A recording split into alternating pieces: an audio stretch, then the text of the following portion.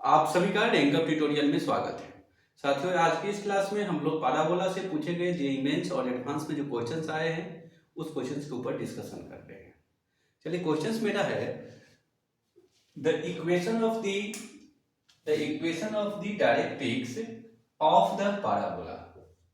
यानी एक इक्वेशन दिया गया है, ये जो इक्वेशन है आपका कहना है जो पाराबोला है। तो सबसे पहले मुझे ये करना होगा, ये जो इक्वेशन हमारे पास गिवन है y square plus 4y plus 4x और प्लस 2 इज इक्वल टू 0। तो पहले मुझे इस इक्वेशन को स्टैंडर्ड पैराबोला के फॉर्म में कन्वर्ट करना होगा। तो चलिए मैं क्या करता हूँ, कैसे सॉल्व करूंगा, ध्यान से देखना, क्योंकि आपको इस टाइप के बहुत सारे क्वेश्चंस को सॉल्व करना होगा।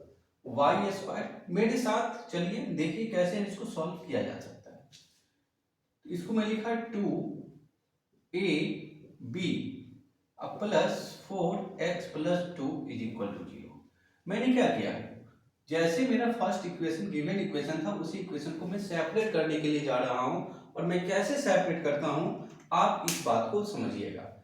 जब आप यहां से यहां तक की मैं बात करूं, देखिए यहीं तक की मैं बात कर रहा हूं, इसको मैं अंडरलाइन कर रहा हूं, तो मैं इसको पढ़ने की कोशिश कर रहा हूं, 2ab पढ़ने की कोशिश कर रहा हूं।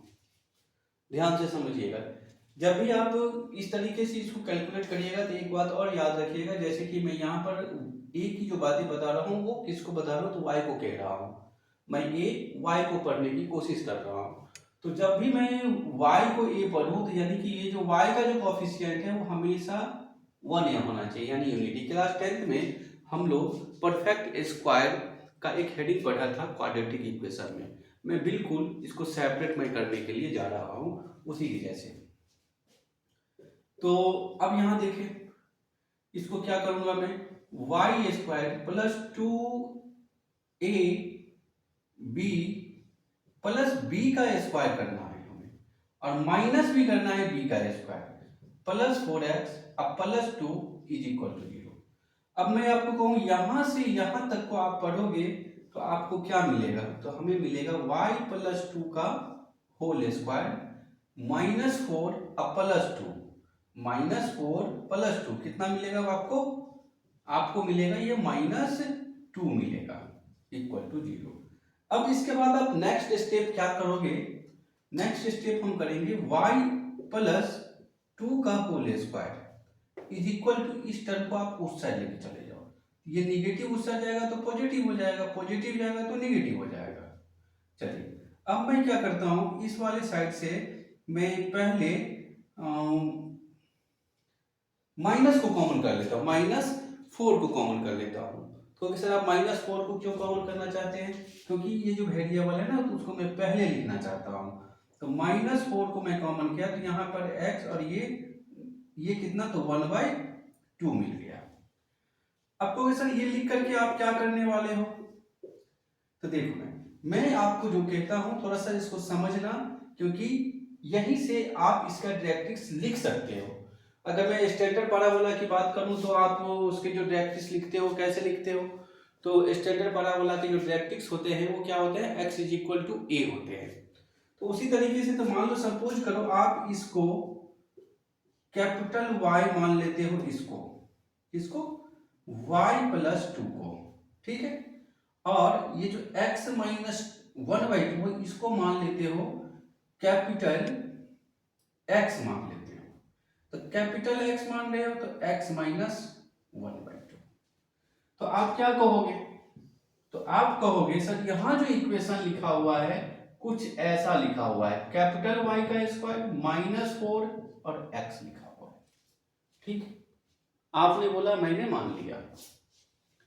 अब यहां पे देखोगे ध्यान से तो आपको क्या दिखेगा, आपको क्या दिखेगा, सबसे पहले आपको दिखेगा 4 इंटू -1 इंटू एक्स दिखेगा। तो सर आप इसको ऐसे क्यों लिखे, कि मैं ऐसे इसलिए लिखा हूं ताकि आपको परेशानी ना हो। आखिर लिख के आपको बताना क्या चाह रहे हो मेरे को, तो मैं आपको ये बताने की कोशिश कर रहा हूं, जब आप इस बातों को आप ध्यान से देखेंगे तो आपको कुछ ऐसी बातें आपको याद आएंगे, इस तरीके के इक्वेशन। तो मैं अगर आपसे ये पूछूं, इन दोनों इक्वेशन को अगर आप कंपेयर करने के लिए जाओगे तो आप क्या कहोगे? ए का वैल्यू कितना? -1। ए का वैल्यू कितना? तो -1 कहोगे। तो अब मैं ये कहूँ आपको, डायरेक्ट्रिक्स का इक्वेशन क्या होता है? तो x is equal to -a होता है पाराबोला का। तो -a का वैल्यू कितना? a का वैल्यू कितना? -1।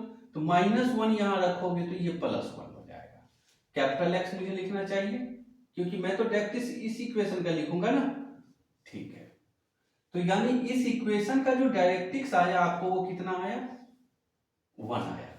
लेकिन आपसे इक्वेशन कौन से इक्वेशन का डायरेक्ट्रिक्स पूछ रहा है? तो आपसे तो पूछ रहा है इस वाले इक्वेशन का, और जिसको मैंने सिंपलीफाई किया तो मुझे ये मिला था। और ये जो x है जनाब, इस x को तो मैंने यहां पर से इसको सिंपलीफाई किया था, यानी इस x के बारे में मैं क्या जानता हूं? तो ये जानता हूं। तो अगर मैं इस x के पोजीशन पर इसको मैं ला करके रखूं तो मुझे क्या मिलेगा? x - 1/2 is equal to +1। तो x is equal to 1 + 1/2, x is equal to 3/2। कितना इजी क्वेश्चन था। फिर से मैं बोलता हूं, डायरेक्ट्रिक्स का जो इक्वेशन होता है, स्टैंडर्ड इक्वेशन, वो क्या होता है? x is equal to -a। तो x is equal to -a, तो मैंने यहां पर क्या किया? a के वैल्यू को माइनस सब्स्टिट्यूट कर दिया। तो अब वहां पर मैं a की वैल्यू रखने के लिए जाता हूं तो माइनस माइनस प्लस, यानी इसका इस इक्वेशन का जो डायरेक्ट्रिक्स आया वो +1 आया। और मैं इस x को क्या जानता हूं? तो ये जानता हूं। बातें समझ में आया?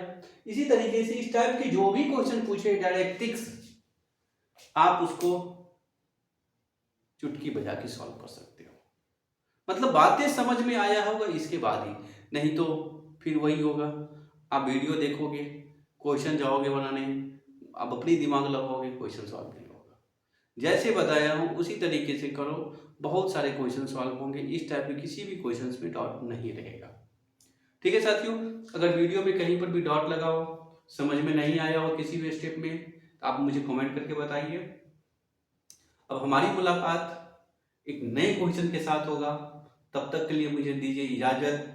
जय हिंद,